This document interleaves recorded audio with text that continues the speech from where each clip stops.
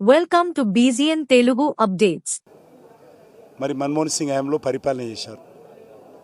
ఆ 10 సంవత్సరాలు వాళ్ళు తెలంగాణకి ఏమి ఇచ్చారు, ఎంత డబ్బు ఖర్చు పెట్టారు, ఏ రకమైనటువంటి పథకాలు తీసుకొచ్చారు, ఈరోజు మోడీ గారు వచ్చినటువంటి 9 సంవత్సరాల్లో ఏ రకంగా అభివృద్ధి జరిగిందో బహిరంగ చర్చకు నేను సిద్ధంగా ఉన్నాను.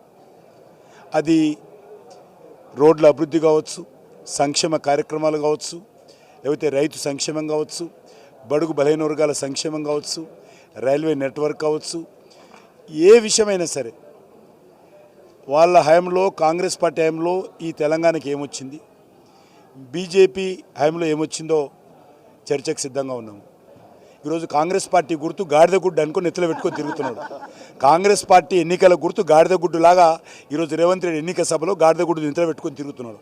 చాలామంది ప్రజలు అనుకున్నారు ఆయన కాంగ్రెస్ ఎన్నికల గుర్తు మార్చుకుందేమో, గాడిద గుడ్డు Thanks for watching BZN Telugu. Like, share and subscribe.